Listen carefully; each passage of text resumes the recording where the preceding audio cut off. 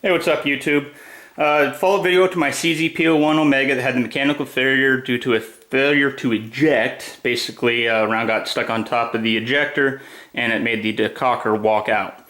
I have the safeties installed right now. I'm going to be showing you something interesting and actually how you could probably fix this at home if you're willing to do so.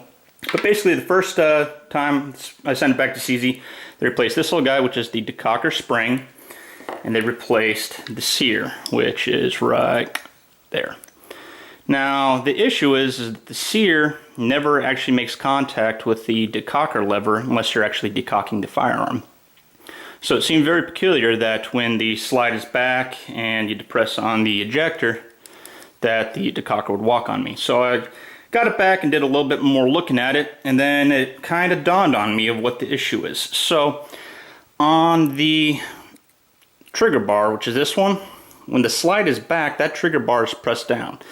Now the trigger bar right here is actually pressing up on the right hand side decocker safety, and it's pushing up just a little bit of force, but it's making it so that it's not truly a coplanar axial alignment. So this is the decocker, and if the gun were to be pointing towards the audience right now, you have the ejector, which locks in up here. The decocker spring sits underneath that little lip down below. You can see my previous videos talk about that. And then the trigger bar is pressing up right here. So if you think of it, it's like putting a bending moment on this thing. So it's pushing down, pulling up, pushing down. So you're basically locking it into place. The issue is when you remove the force from the trigger bar on that, and then remove the decocker spring, or the decocker, the ejector, when you take that force away, there's absolutely nothing other than the decocker spring that's holding this part in. Now if the decocker spring is putting a slight side load on there, it could cause this to walk out. So it got me thinking, well, what if I put the safety on there? It doesn't have the decocker spring. What will happen?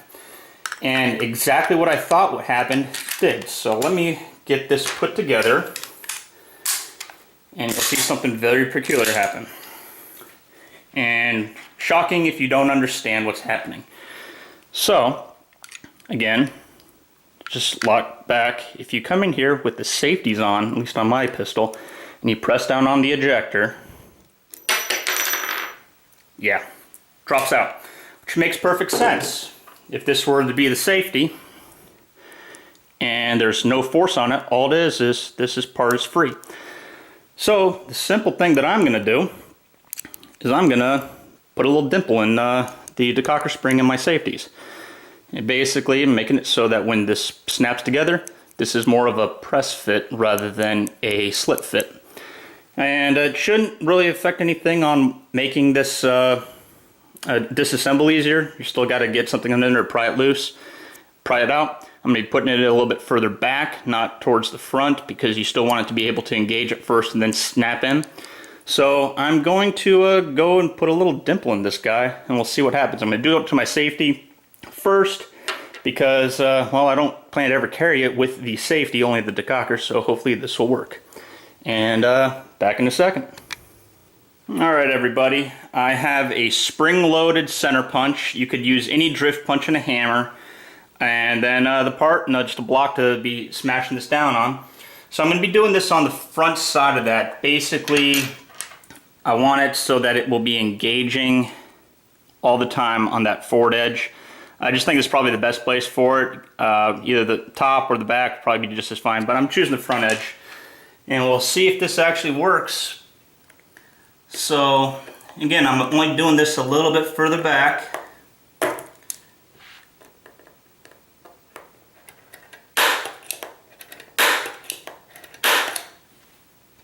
And you'll see that I made a little piece of something on there. See the little dot? Alright, so now when I take the other side safety and I press this in, it's a little bit more of a friction. So I can still get in with my hands, it's no big deal.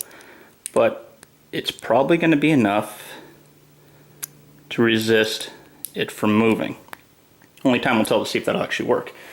Now I'm probably going to put a couple more dots in here, and we'll put it back together and see what it looks like.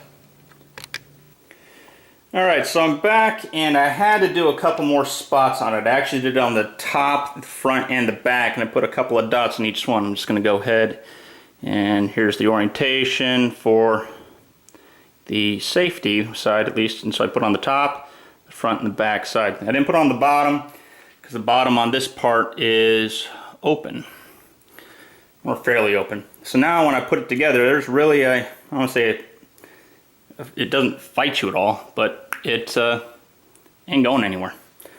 So let me put it back in and show you what the result is. Alright, got the safety back installed. It just required a little push of the finger on there. Didn't really have any issue doing that at all. And now we will put the slide back on for the moment of truth. See if it actually worked or not. And here we go. Does not drop out at all. This gun is good to go. So now, in the unlikely event that you have a failure to eject that gets around and stuck up on top of there, and you tilt the gun over at the side, your safety at least won't fall out.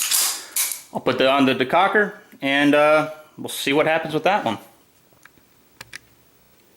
Also, for those of you that are wondering if that's going to make it any more difficult to take apart, I'll just show you how to take off the side stop right now. So you just push that down, and I just have a little soldering aid just to work that part out. Push on your fingernail a little bit on the side, and it comes out just like the other ones do. So no real issue on getting this part apart. It comes off really good, so no issue there. Alright, I'm back. I got the Decocker side back in, and you can see the spring is underneath there. Got the ejector, it still moves the way it's supposed to. Put the slide on and see what we got going on. So now if we push this ejector down with the Decocker side in, we're good to go. This now is a very reliable firearm and will definitely be in my repertoire. So again, it's a great pistol. Has one little design flaw that it doesn't really have interference on that side. And it may just be the fact that I've taken this apart a couple of times, because this is just a coated finish, and we're only talking about a couple 10,000ths of an inch of interference. So we're not talking much needed. So that finish may have added up to that, and that's wore off, and that's why it's more of a slip fit now. Anyway, I got a reliable firearm, and you guys don't even have to send it back to CZ if you don't want to. Talk to y'all later. Hope this video was a good help.